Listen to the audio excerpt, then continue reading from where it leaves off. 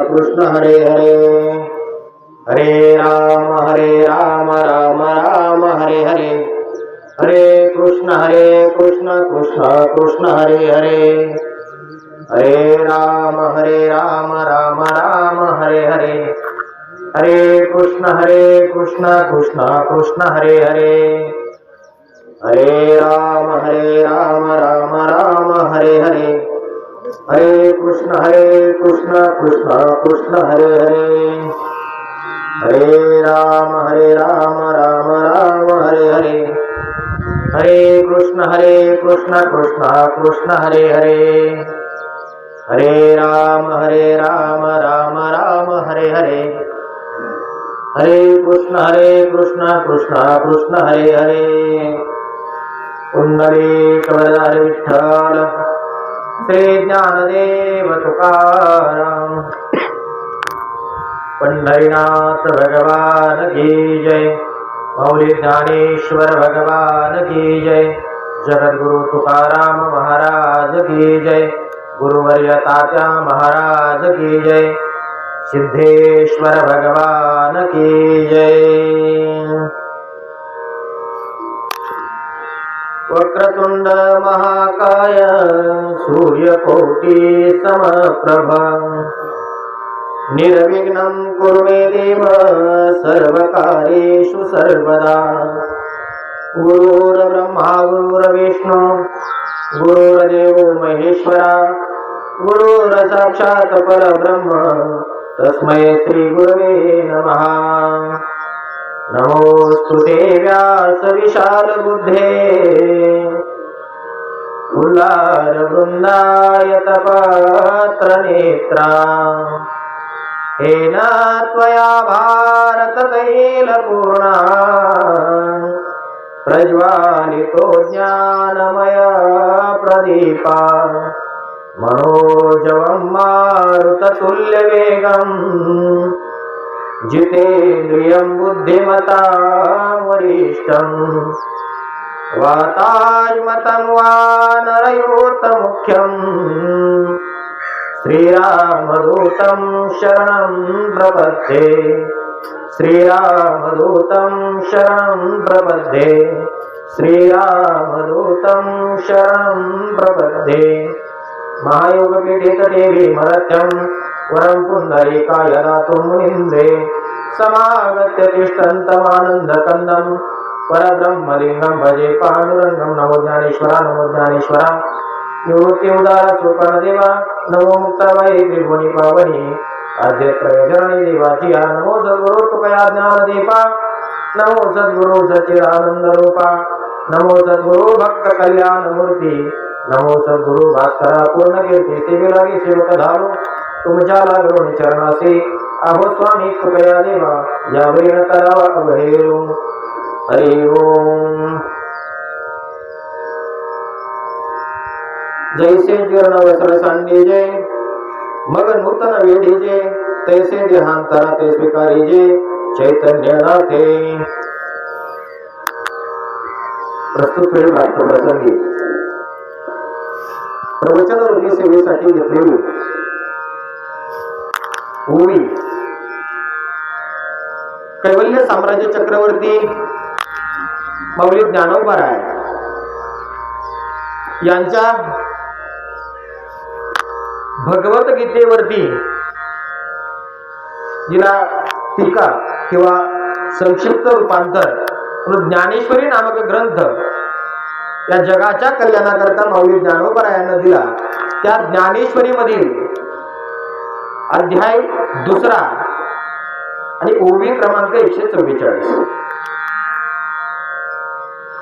ही ओवी आज या प्रवचन रूपी सेवेसाठी निवडलेली आहे। चिंतनाकडे वळण्यापूर्वी ही सेवा किम निमित्ताने आहे याचा अल्पसहा परिहार देणे हे भक्त्याचा आद्य कर्तव्य म्हणून या अनुषंगानं आज तुम्ही आम्ही सर्वजण या ठिकाणी जे जमलेलो आहोत ते निमित्त म्हणजे 10 दिवसापूर्वी बेलवंडी कोठारगावचे व्यक्तिमत्व कैलासवासी तुकाराम रामभाऊ मुळे यांचं आजारपणानं दुःखद असं निधन झालं. त्यांच्या जाण्यानं त्यांच्या पाठीमागं परिवारावर दुःखाचा आघात झाला. आणि हिंदू सनातन संस्कृतीनुसार आपल्याला काही कर्म करावे लागत असतात. त्याचाच एक भाग म्हणजे आज 10व्या दिवशी दशक्रिया विधी हे कर्म या ठिकाणी पार पडते. त्यालाच पिंडदान असं म्हटलं जातं. या ठिकाणी भूदेव ब्राह्मण काका त्यांचा विधी या ठिकाणी चालू आहे. आणि हे करत असताना एक हेतू असतो की किमान या निमित्तानं भगवंताचं चिंतन व्हावं, भगवंताचं नामस्मरण व्हावं. या निमित्तानं या ठिकाणी ही प्रवचन रूपी सेवा या ठिकाणी आयोजित केलेली आहे. कैलासवासी तुकाराम रामभाऊ मुळे यांच्या जाण्यानं त्यांच्या पाठीमागं असणारा जो परिवार आहे, त्यांचे थोरला मुलगा आहे बाळासाहेब तुकाराम मुळे, तसेच सुनील तुकाराम मुळे हे त्यांची 2 मुलं आणि 3 कन्या. त्यापैकी विजया ज्ञानदेव दिवेकर, आशाबाई सचिन थोरात आणि स्वाती दत्तात्रय तळेकर या 3 मुली. त्यांचे नातवंड असतील, सुनबाई असेल, भाऊबंद असेल, भावके असेल, नातेवाईक, आप्तेष्ट आणि ग्रामस्थ, हे सर्वांनाच एक दुःख झालेलं आहे. आणि या दुःखातून सावरण्याची शक्ती बुद्धी भगवान पंढरीश परमात्म्यानं आम्हाला सर्वांना द्यावी, या हेतूनं आज या ठिकाणी तुम्ही आम्ही सर्वजण जमा झालेलो आहोत. मायबाप माऊली ज्ञानोबर आहे. ज्या वेळेस भगवद्गीतेचं रूपांतर आपल्याला करून सांगतात, ती याच करता की भगवान श्रीकृष्णानं अर्जुनाला जी गीता सांगितली, त्या गीतेमध्ये जीवनाचं जे रहस्य सांगितलं, ते रहस्य सोपं करून सांगण्याचं काम माऊली ज्ञानोबरायांनं त्या ज्ञानेश्वरीच्या मार्फत केलं. माऊली ज्ञानोबराय या आजच्या उभीतून सांगतायत, जैसे जीर्ण वस्त्र सांडीजे मग नूतन वेढीजे, तैसे देहांतरा ते स्वीकारिजे चैतन्याने.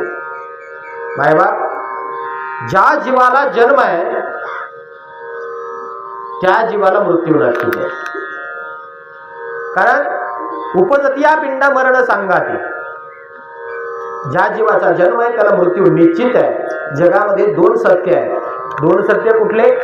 पहिलं सत्य आहे परमेश्वर सत्य आहे, आणि दुसरं सत्य आहे मृत्यू सत्य आहे. याला कोणीही धुडकावून लावू शकत नाही.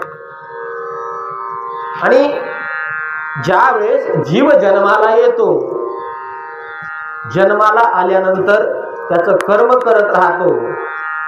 परंतु कर्म करत असताना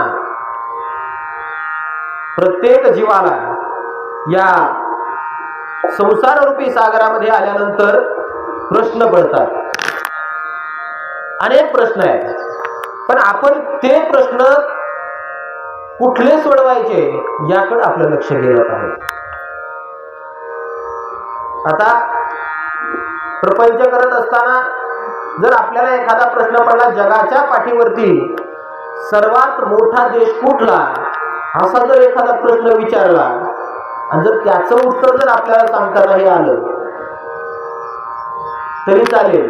कारण त्यानं आपल्या काही जीविताची हानी होणार नाही किंवा त्यानं आपल्याला काही कमी किंवा जास्त होणार नाही. त्या प्रश्नाचं उत्तर देता नाही आलं तरी चालेल. परंतु जगातले महत्वाचे 3 प्रश्न आहेत. लक्ष देऊ नये का? पहिला प्रश्न, मी कोण? पहिला प्रश्न, मी कोण? मी कोण? दुसरा प्रश्न, मी का आलो? या भूतलावरती मी का आलो? आणि मृत्यूनंतर मी कुठे जाणार? हे 3 प्रश्न महत्वाचे. किमान याचं उत्तर शोधण्याचा प्रयत्न जीवन जगत असताना प्रत्येक जीवानं जर केला तर निश्चितच आलेल्या देहाला आपलं जे जीवन आहे ते जीवन सार्थकी लागल्याशिवाय नवे नवे या जीवनात आल्यानंतर उद्धार झाल्याशिवाय राहणार नाही. कारण मायबाप जगाच्या पाठीवरती 84 लक्ष योनी सांगितली जाते शास्त्रानं आपल्याला. मग ही 84 लक्ष योनी जी आहे त्यामधील 83,99,999 या जीवामध्ये, या योनीमध्ये मानवाला जीवाचा उद्धार करून घेता येत नाही.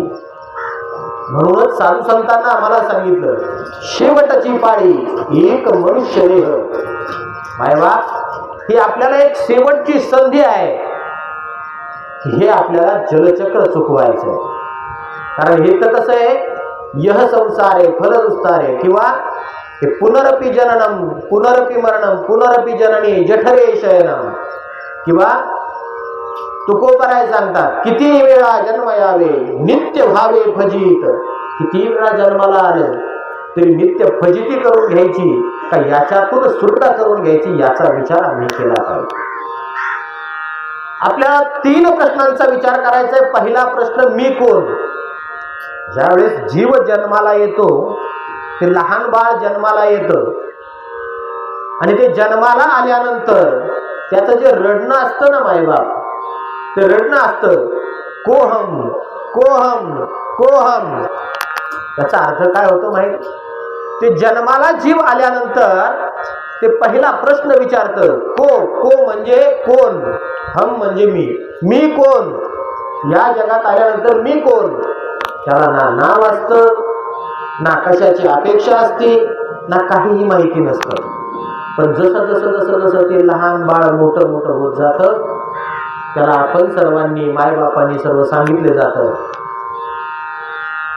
हे तुझं आहे, हे तुझं आहे. त्याला एक नाव दिलं जातं. आणि ज्या वेळेस या जीवाला एक नाव दिलं जातं, या शरीराला एक नाव दिलं जातं. तसं पाहिलं तर जीवाला नाही नाव देऊ शकत कोणी मायबाप. या शरीराला एक नाव दिलं जातं, अमुक अमुक याचं नाव आहे. मग त्या नावानिशी तो स्वतःला समजतो की मी अमुक अमुक व्यक्ती आहे. त्याला सांगितलं जातं. एक साधं उदाहरण पहा व्यवहारातलं. एखादी एक तोळ्याची अंगठी करायची आणि जे नुकतंच खेळतंय बागडतंय, 5-6 महिन्याचं 1 वर्षाचं लेकरू आहे, त्याच्या बोटामध्ये घालायची. 1 महिनाभर त्याच्या बोटामध्ये ठेवायची. त्या अंगठीची किंमत त्या बाळाला कळेल का हो? त्याला काही वाटेल ना? ते बाळ त्या अंगठी घातल्यानंतर हसणार आहे ना रडणार आहे? का बरं? कारण त्याची किंमत, त्याची अपेक्षा, त्याची आस त्या जीवाला काहीच नसती मायला. आणि तीच अंगठी काढा 1 महिन्यानंतर आणि जावयाच्या बोटात द्या. आणि 1 महिनाभर त्या जावयाच्या बोटामध्ये ती अंगठी ठेवा आणि 1 महिन्यानंतर ती अंगठी काढून घ्या. जावई हसेल का रडेल? नाराज तर होईल का नाही? का बरं होईल तो नाराज? त्याचं कारण आहे माझ्या, या जीवाला प्रत्येकाला एक अपेक्षा आहे, प्रत्येकाला एक अपेक्षा आहे, आस आहे. आणि सगळ्यात महत्वाचं दुःखाचं कारण ही माणसाची आस आहे, अपेक्षा आहे. याच अपेक्षेनं माणूस दुःखाच्या सागरामध्ये, जगतामध्ये आजकाल बघा तुम्ही, या ठिकाणी प्रत्येक जो माणूस बसलेला आहे तो प्रत्येक काही ना काही कारणास्तव दुःख भोगतोय, काही ना काही कारणास्तव दुःख आहे. त्याला काही ना काही सुखाची अपेक्षा आहे आणि हीच अपेक्षा त्याला त्रास देते, त्याला दुःख देतं. आणि मग तो विसरतो मी कोण, हो मी कोण आहे, मी कोण. म्हणून साधू संतांना सांगावं लागतं, आहे मी कोण याचा करावा विचार. अरे मी कोण आहे याचा विचार करावा. बाय बाप, आपण जर जीवन जगत असताना पहिली गोष्ट मी आणि माझं या 2 गोष्टी ज्यावेळेस आपण मानतो ना, तिथं दुःखाला सुरुवात होते. ज्या वेळेस आपण या 2 गोष्टी सोडून देऊ त्यावेळेस आपलं दुःख नाहीच झाल्याशिवाय राहणार नाही. आता पहा, आज या परिवारातलं एक कर्त व्यक्तिमत्व गेलंय. या परिवाराला खूप दुःखाच्या वेदना झाल्या. जेवढ्या या कुटुंबातील व्यक्तींना झाल्या त्याच्यापेक्षा थोड्याशा कमी भावकीतील लोकांना झाल्या, त्याच्याही पेक्षा थोड्याशा कमी शेजाऱ्या पाजाऱ्यांना झाल्या, आणि त्याच्याही पेक्षा फक्त हळहळ व्यक्त करण्याइतकं काही गावातील लोकांना किंवा त्रयस्थ थोडंसं लांबून राहणाऱ्या लोकांना. मायबाप, जगतामध्ये, या जगामध्ये मिनिटाला सेकंदाला कोणी ना कोणी मरतं मायबाप. पण आपण प्रत्येकाचं दुःख घेतो का? प्रत्येकाचं दुःख वाटतं का? का नाही वाटत बरं? कारण त्यांना आपण आपलं मानलं नाही, त्यांना मी माझं माझं माझं म्हणलेलं नाही. आणि ज्यावेळेस आम्ही माझं म्हणत नाही, आपलं मानत नाही, त्यांच्याकडून काही अपेक्षा ठेवत नाही, त्यावेळेस आपल्याला त्याचं दुःख होत नाही बाबा. मग तुम्हाला जर सुखानं जीवन जगायचं असेल, या जीवनामध्ये आल्यानंतर सुखी आयुष्य काढायचं असेल, तर थोड्याशा अपेक्षा सगळ्या तर सुटणारच नाहीत नाही तरी. परंतु समाजाकडनं अपेक्षा करणं सोडलं, ज्या दिवशी तुम्ही समाजाकडनं अपेक्षा करणं सोडताल, त्या दिवशी तुम्ही सुखानं समाधानानं राहिल्याशिवाय राहणार नाही. हे याच्यातून निश्चित आहे. आणि हे जर आम्हाला समजून घ्यायचं असेल तर आम्हाला साधू संतांची संगती, अध्यात्माची कास कुठंतरी धरावी लागेल, संतांच्या मार्गावरती चालावं लागेल, त्यावेळेस आम्ही ते करू शकतो. मग आम्हाला दुःख होतं, परंतु माऊली ज्ञानोबा सांगतात, अरे दुःख कशासाठी करता? हे शरीर आहे. आता पाहिलं तर ज्या वेळेस हा जीव जन्माला, जीव कसा आहे हो? माऊली ज्ञानोबा याच ओवीच्या पुढच्या श्लोकामध्ये सांगितलं, हा जीव कसा आहे? हा जीव मरतो का? नैनम छिन्नंती शस्त्राणी नैनम दहती पावका नचेन क्लेदयन्ते न शोषयति मरुतः. मायबाप माऊली ज्ञानोबा सांगतात, हा जीव कसा आहे? तो कापल्यानं कापत नाही, जाळला जात नाही, तो नष्ट होत नाही, असा हा जीव आहे. पण तो जीव आणि हे शरीर या दोघांची ज्यावेळेस सांगड होती, त्यावेळेस आपण त्याला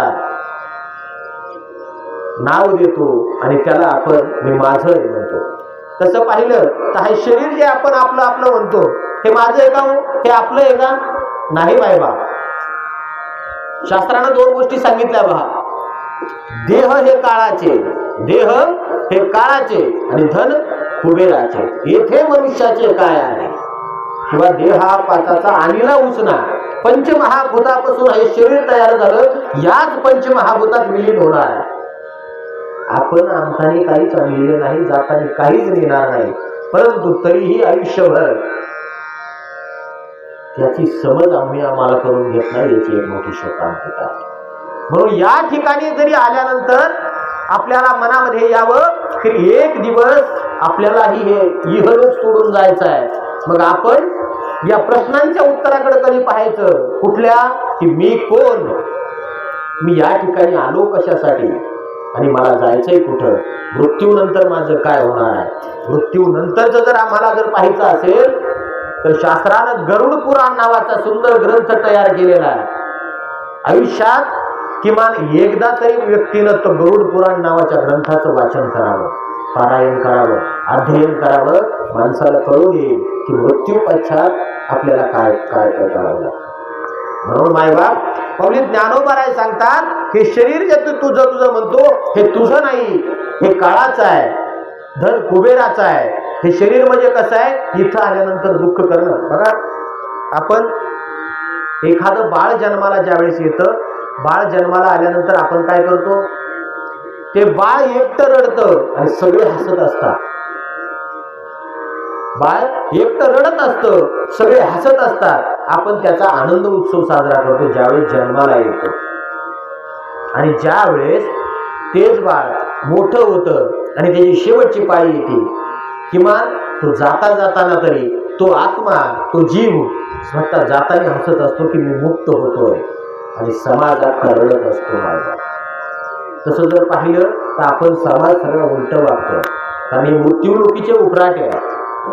कारण इथं आल्यानंतर त्या जीव जे पहिला मी तुम्हाला उच्चार सांगून गेलो, कोहम, ज्यावेळेस तो जीव म्हणतो मी कोहम, त्यावेळेस त्या जीवाला माहिती असतं की अरे मी का पडलो या संसार सागरात, कारण इथं दुःख सोडून काहीच नाही.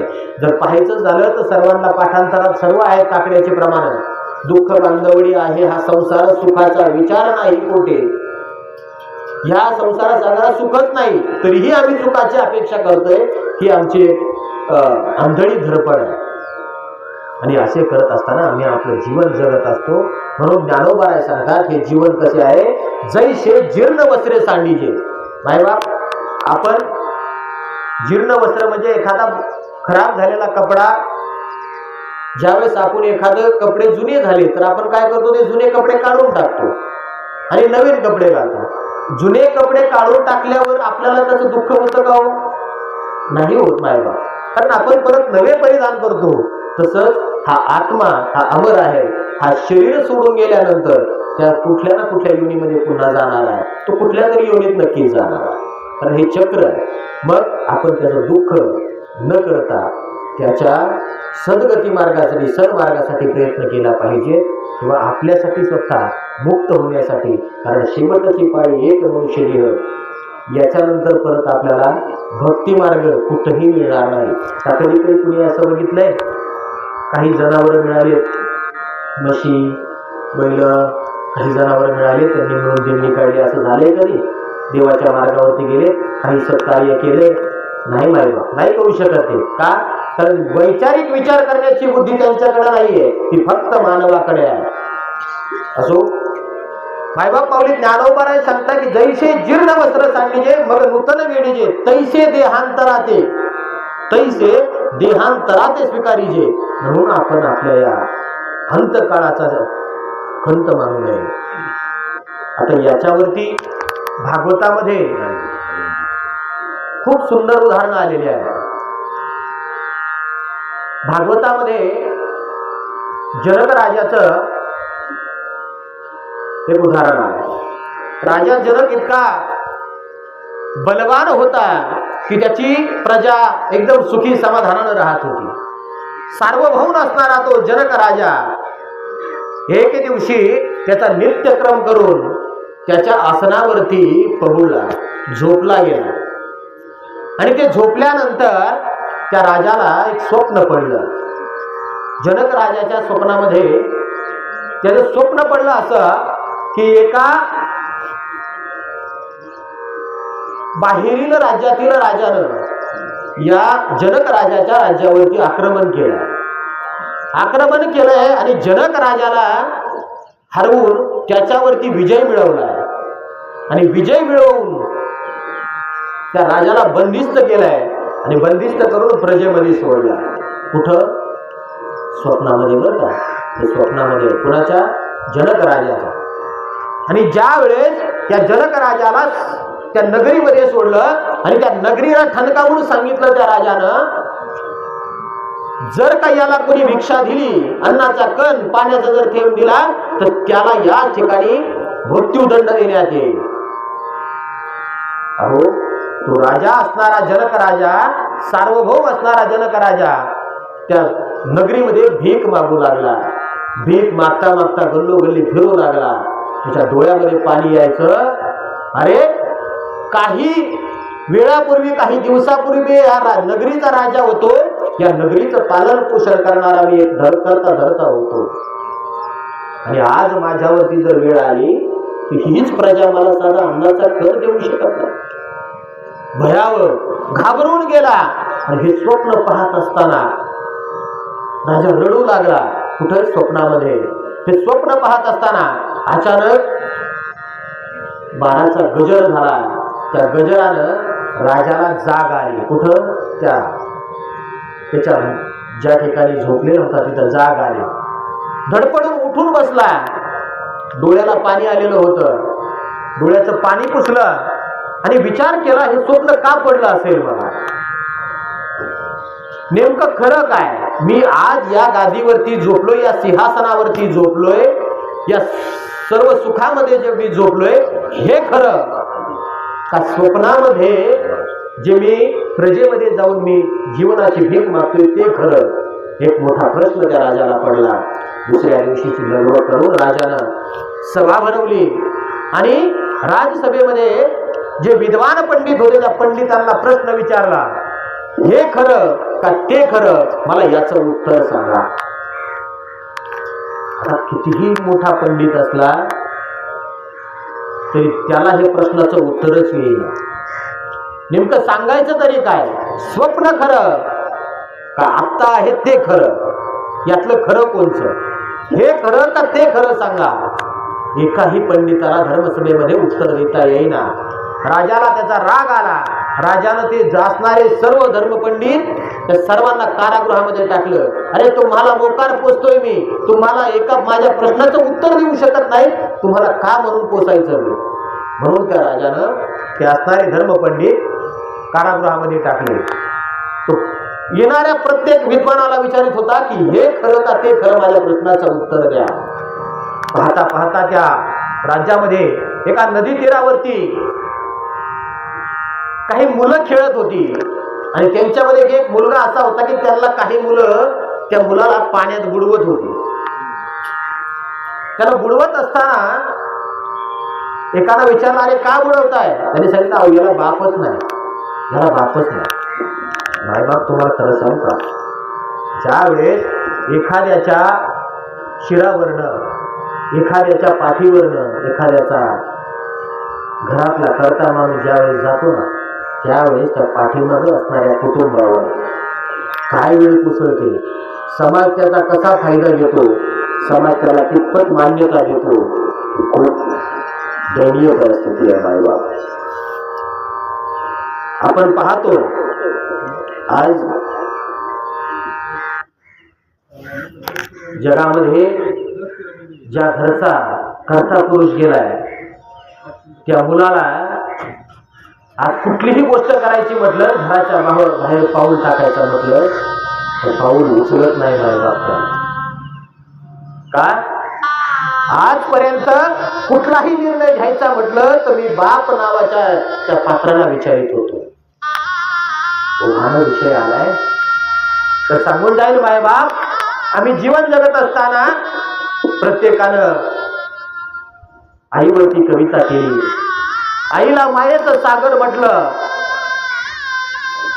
परंतु त्याच ठिकाणी असणाऱ्या त्या बापाला कधी मायेचं सागर म्हटलं नाही का? बाप आम्हाला कधीही कठीणच वाटला. असं वाटायचं की बापाच्या मनामध्ये मयाच नाही, बाप मारतो, त्या मुलांवरती रागावतो, म्हणून आम्हाला बाप कधी कळणार नाही. काय असतो मायबाप? बाप ज्या वेळेस एखाद्या घरातील वडिलाचं छत्र जातं ना, त्यावेळेस कळतं एखादा निर्णय जर घ्यायचा म्हटलं, आणि ज्यावेळेस बाबा घरात असतात त्यावेळेस हक्कानं विचारलं जातं, बाबा आपल्याला असं करायचंय, काय करू का? तो बाप सांगत असतो, बाळा अनुभवानुसार तू सांगतो, बिनधास्त कर बाळा, काही अडचण घेऊ नको, काही टेन्शन घेऊ नको, तू बिनधास्त कर. आणि तो वेगानं तो व्यक्ती तो काम करत असतो, तर ज्यावेळेस तो बाप जातो, तो बाप असतो तरी कसा, त्या बापानं आयुष्यामध्ये प्रपंच करत असताना एका सुंदर कवीने खूप सुंदर वर्णन या ठिकाणी केलेलं आहे. बाप असतो तरी कसा.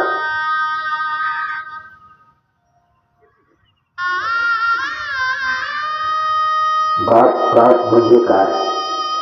बाप ज्यावेळेस या घराचा, आई घराचा कळस असते आणि बाप या घराचा पाया असतो. जेव्हा पाया ढासळतो, खचतो, तेव्हा कळस कोसळल्याशिवाय राहत नाही. आणि या कुटुंबाचा 1 महिन्यापूर्वी एक आई नावाचं मातृत्वाचं छप्पर गेलं, मायेचा आधार गेला. 1 वर्ष होते कुठं नाही तोपर्यंत बाप नावाचा आधार या कुटुंबावरून गेला. एका कवीनं सुंदर वर्णन करून सांगितलं, बाप कष्टाचा काबाडी ऊस मळ्यात तोडतो या, बाप कष्टाचा काबाडी ऊस मळ्यात तोडतो या, भाकर पोरांना देऊनी कांड ऊसाचं चाकतो या. बाप प्रत्येक वेळी घरामध्ये राबत असताना प्रत्येक वेळी स्वतःच,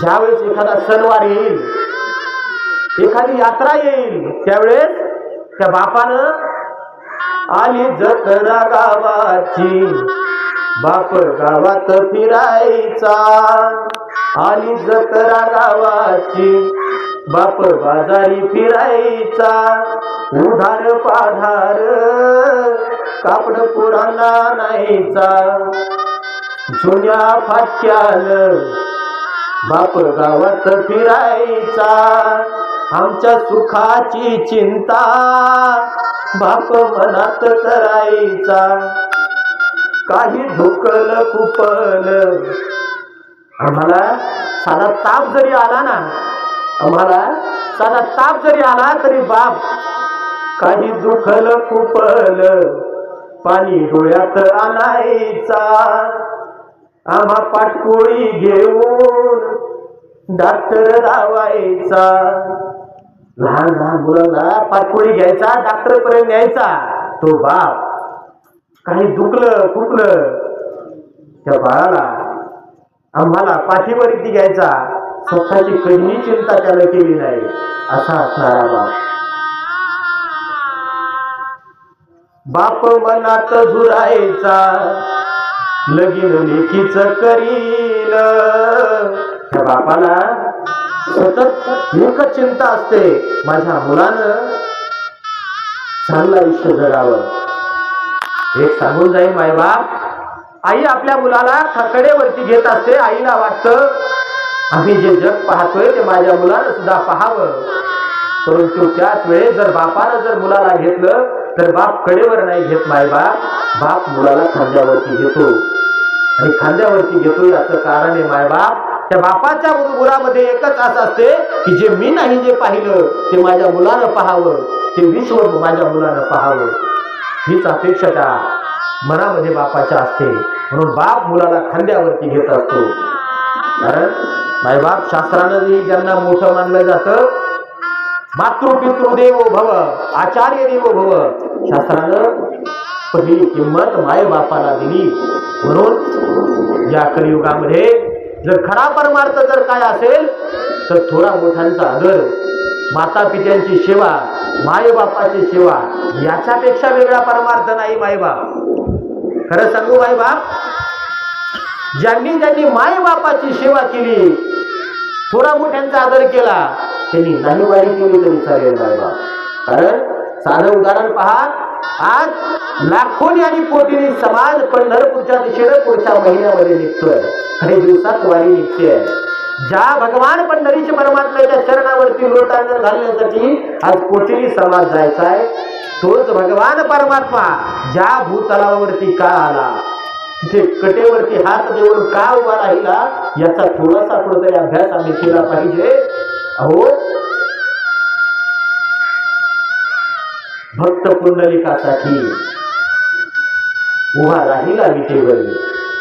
तो काय करत होता? मायबापाची सेवा. मायबाप तुम्हाला मला सर्व माहिती आहे, परंतु आम्ही ते फक्त आत्मसात करत नाही. मला सांगायचंय काय की बाप आपल्यासाठी रात्रंदिवस जगत असतो, रात्रंदिवस काबाड कष्ट करत असतो.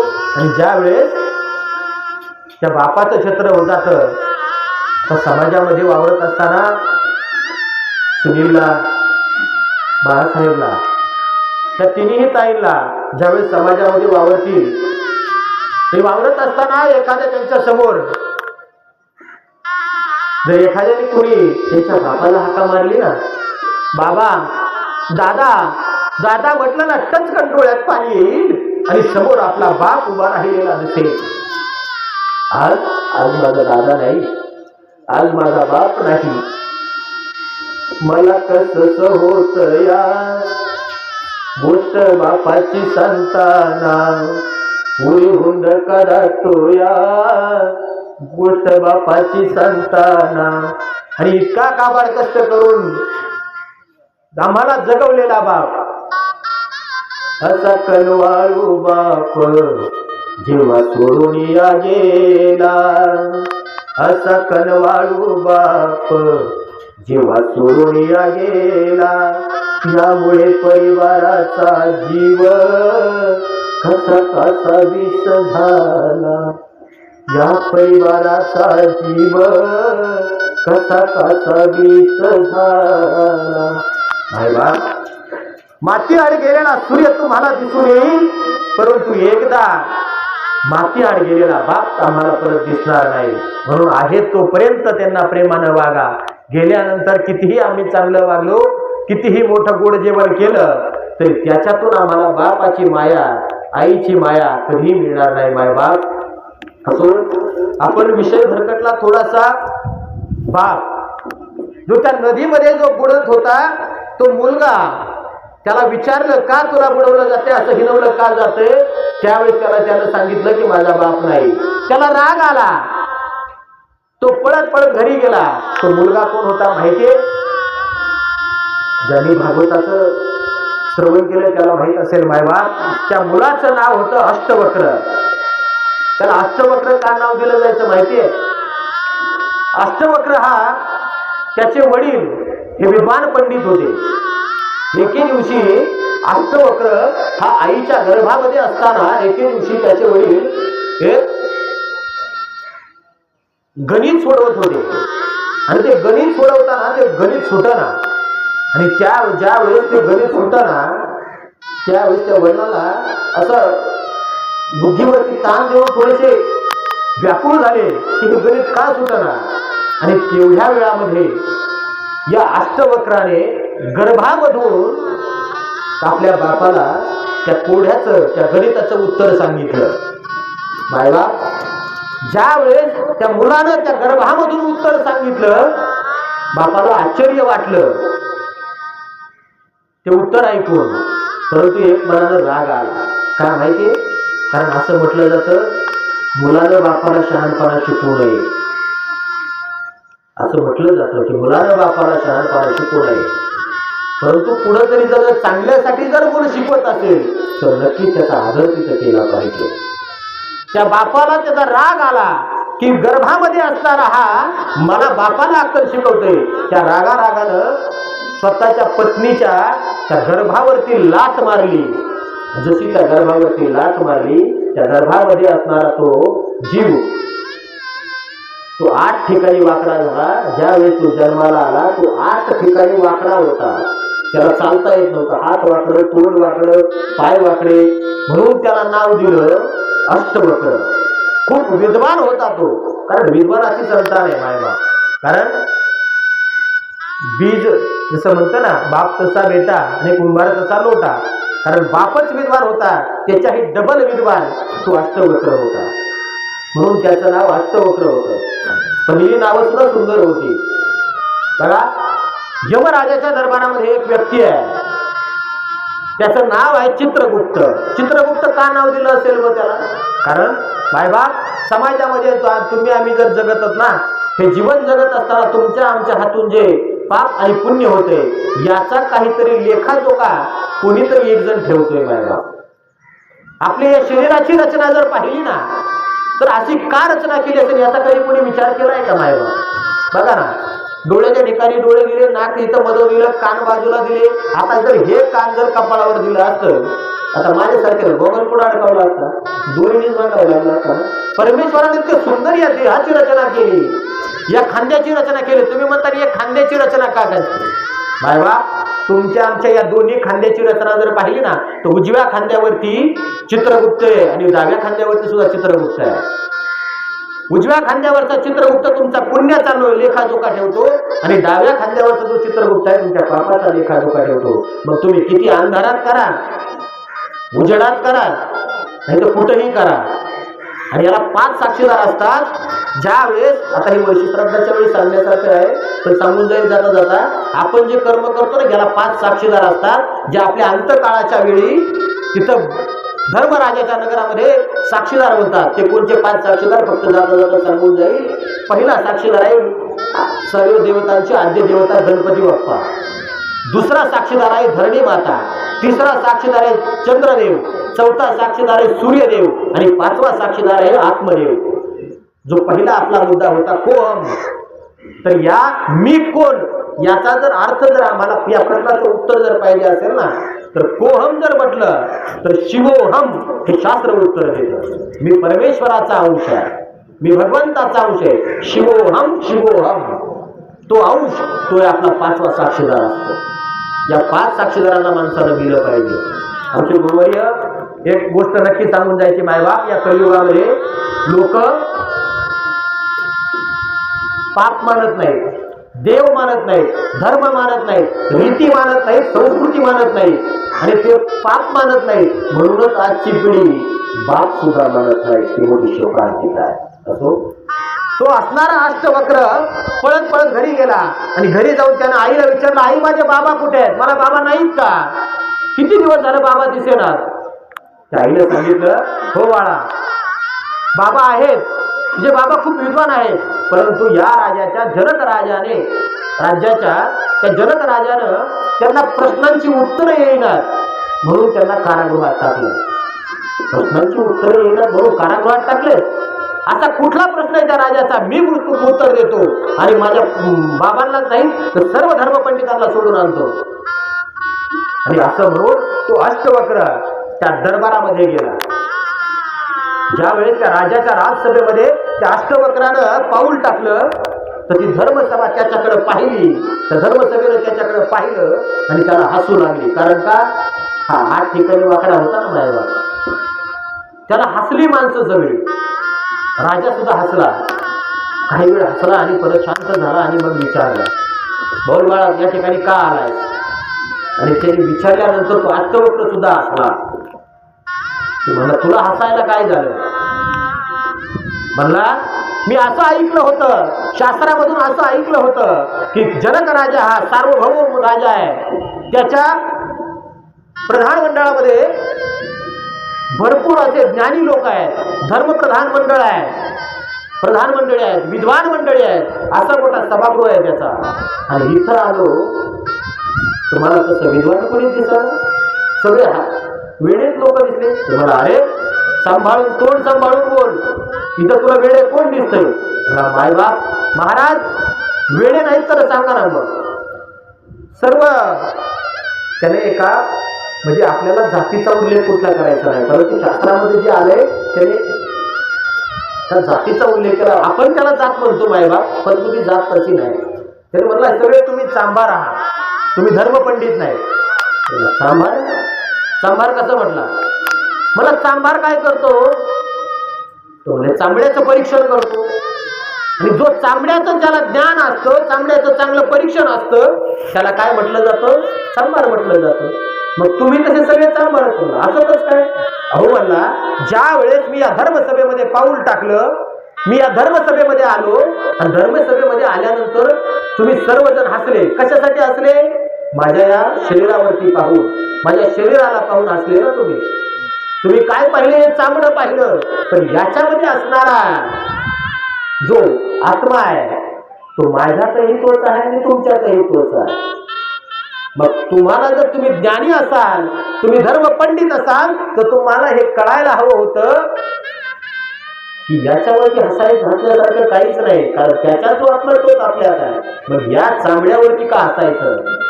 राजा थोडा ज्या वेळेस त्या अष्टवक्राचं उत्तर ऐकलं त्यावेळेस राजा म्हटला, विद्वान दिसतोय. धर्मसभा शांत झाली आणि त्याने विचारलं, बोल तू या ठिकाणी का आलाय.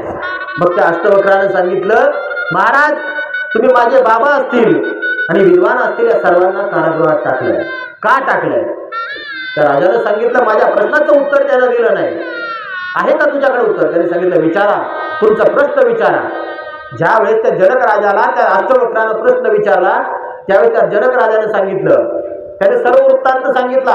मला स्वप्न पडलं, स्वप्नामध्ये असं पाहिलं, माझ्या डोळ्यामध्ये पाणी आलं.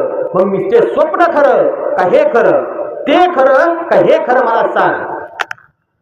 त्याने एका वाक्यामध्ये उत्तर देऊन टाकलं अष्टवक्रा. कसं माहितीये, त्याने सांगितलं, महाराज जसं ते तसं हे. हे आपलं कसलं उत्तर आहे. विचार करा मला महाराज, जशी स्वप्नामध्ये जे खरं नाही हे आपल्याला माहिती आहे, असं आपण म्हणतो की ते खरं नाही, ते स्वप्न आहे. पण स्वप्नामध्ये आपण काय करतो, विचार करतो. नको नकोच्या मार्गात. बघा आपण स्वप्न पडल्यावर विमानात बसून येतो, जे खरं असतं का नसतं. मग त्या राजाने सांगितलं, मग ते खरं नव्हतं, माझ्या डोळ्याला पाणी का आलं. जर स्वप्न खरं नव्हतं तर माझ्या स्वप्न पडल्यानंतर माझ्या डोळ्याला पाणी का आलं. आणि जर हे खरं आहे तर मला स्वप्नाची भीती का वाटली तरी माझ्या डोळ्याला पाणी का आलं. त्याने सांगितलं अष्टवक्रानं, जसं ते खरं आहे तसं हेही खरं आहे. या भूतलावावरती शाश्वत असं काहीच नाही. जसं स्वप्नही खोट आहे तसं हे जीवन सुद्धा खोट आहे. म्हणजे कसे, एक साधं उदाहरण सांगून जाईल माय बाप. तुम्ही आम्ही आपण जीवन जगत असतो. आम्हाला साधू संतांना काकड्याच्या अभंगामध्ये सांगितलं, उठा जागे भारे आता स्मरण करा पंढरीनाथा. उठा जागे भारे आता कशासाठी सांगितलं? मग आपण झोपलो का सगळे? नक्कीच ना. आपण झोपलो का जागे? तो सांगा ना. आता आपण रोजच्या प्रपंचामध्ये जे जीवन जगतोय, आपण झोपेत येत का जागे? जर जागे आहोत मग असं जर म्हटलं तर मग साधू संतांना का वेळ लागला का असं म्हणायला की उठा जागे भारे आता? नाही ना माय बाप. पण जर ते आपल्याला जर म्हणत असतील की उठा जागे भारे आता, याचा अर्थ आम्ही नक्कीच कुठेतरी झोपलोय. पण ती झोप कुठली? तर माय बाप माऊली ज्ञानोबाला सुद्धा ते सांगतात, कैसे जीर्ण वस्त्र सांगीजे. या मुद्द्याला आपल्याला यायचंय की आम्ही झोपलो कुठं?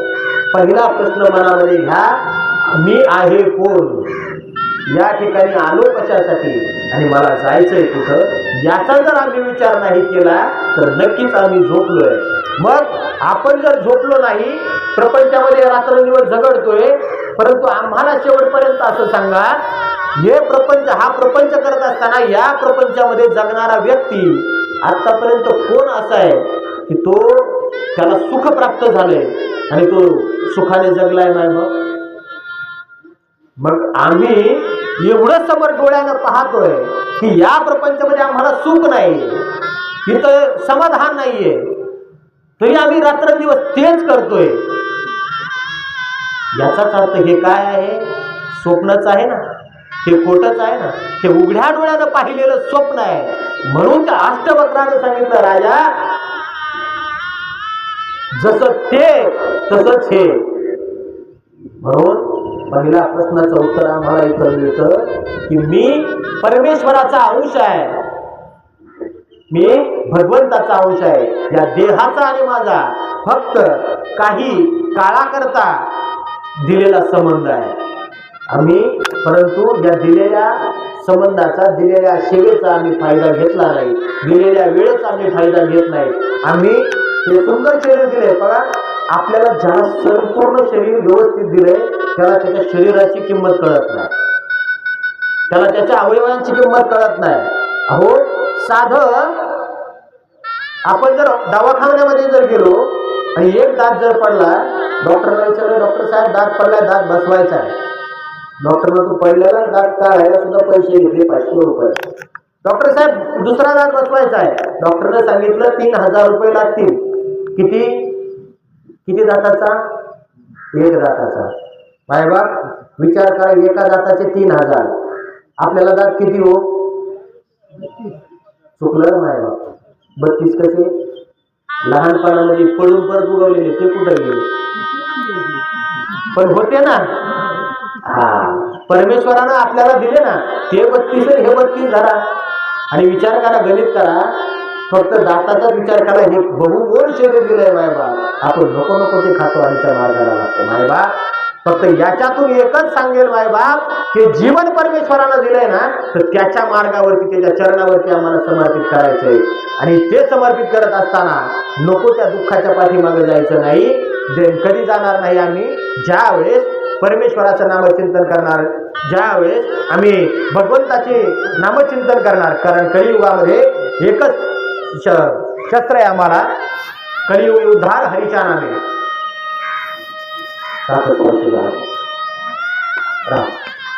या ठिकाणी